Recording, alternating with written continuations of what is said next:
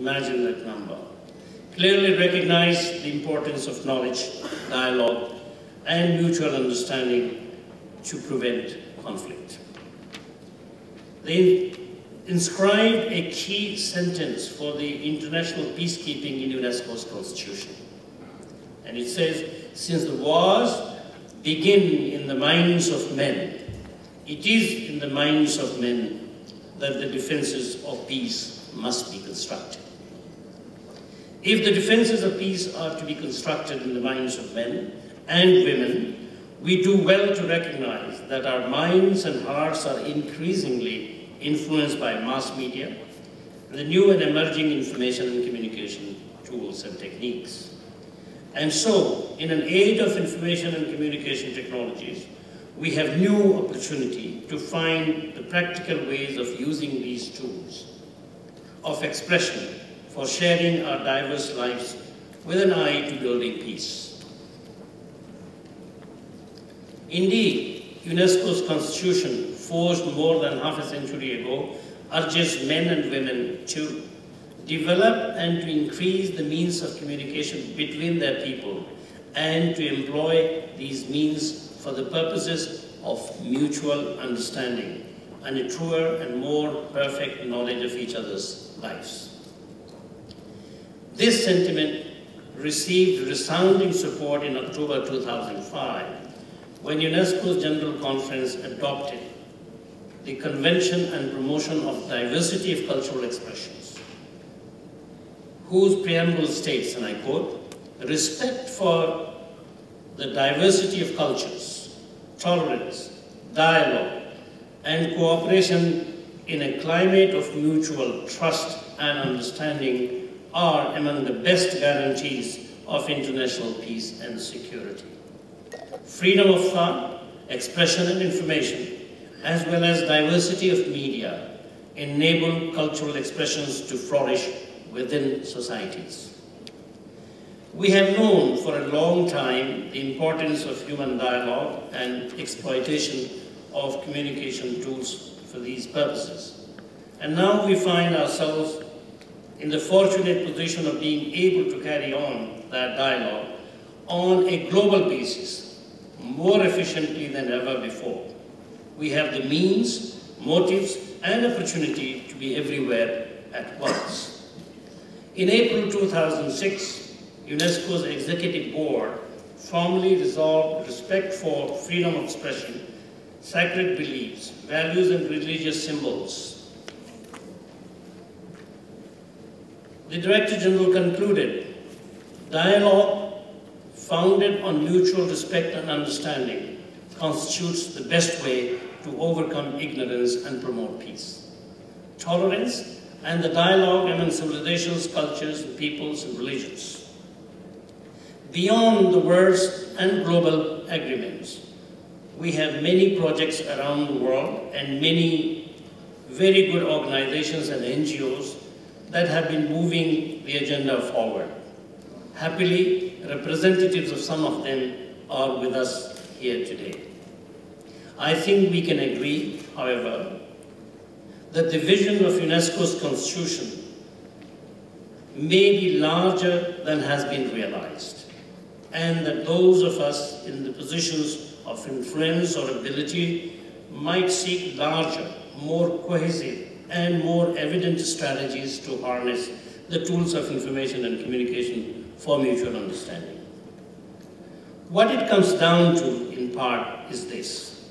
The world is made up of many different people in many distinct cultures.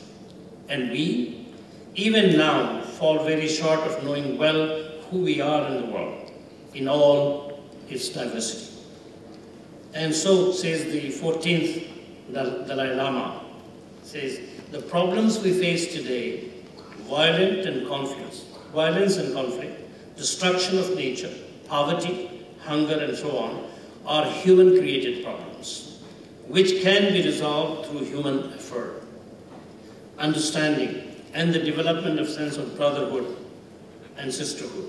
We need to cultivate a universal responsibility for one another and the planet we share. End of quote. Since the first forum of PowerPeace, the social networks of Facebook, YouTube, MySpace, and more recently Twitter have exploded onto the scene. The rapid expansion of cell phones and cell technology, most quickly expanding in so-called developing regions of Africa, Asia, Latin America, is changing everything. In 2000, developing countries accounted for around 1/4 of the world's 700 million or so cell phones. By the beginning of this year, 2009, their shares has grown to 3/4 of the world, of over 4 billion cell phones. According to the Telegeography, a telecom consultancy, by March of this year, an additional 128 million signed up in India, 89 million in China, and 96 million across Africa. This represents huge opportunity for new levels of communication, which if properly employed can give voice to the voiceless and support a new horizon of mutual understanding and respect directly or indirectly. But enough said. I am looking forward to hearing from the dignitaries on the stage this morning. I hope they might join us for some of the sessions to follow that will involve all of us here. It is our hope that these 3 days will yield not only good discussions, but also some concrete plans for practical course of action building on 2007, the Spirit of Bali Declaration that we have made available to you all and the emerging problem PowerPeace Network. You can see from the agenda that once again, rather than the usual panels of speakers, we are holding televised interviews. Time permitting, this would provide all delegates with an opportunity to ask questions and offer comments and observations.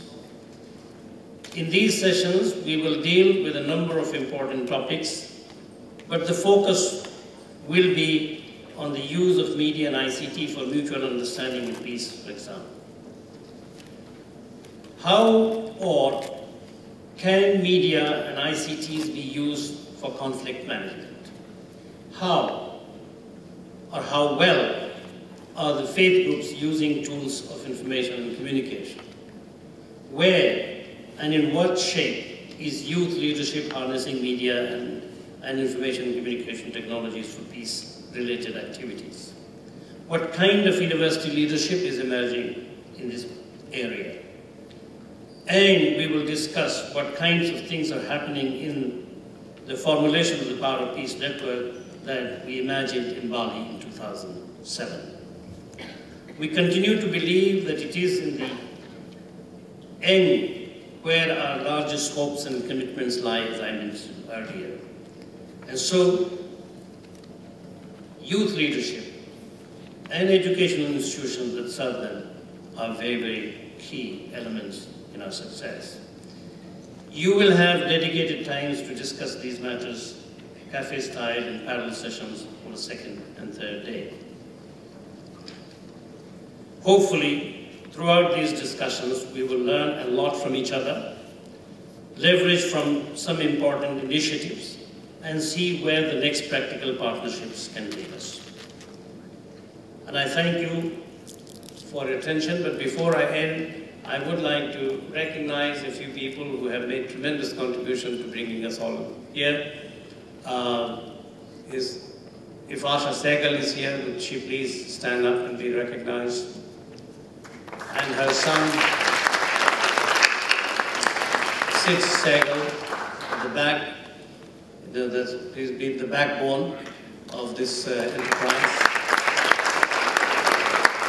And my colleague Imgarda, she's not even sitting but is standing at the back. It is hard for me to acknowledge all those who have contributed, my colleague Susan Ornaga from the local office and the entire staff of UNESCO local office. So please join me in thanking them for giving us this opportunity to be together, and I'm sure We look forward to interacting with you and sharing our views about how we might take this part of peace a step further. Thank you for your attention.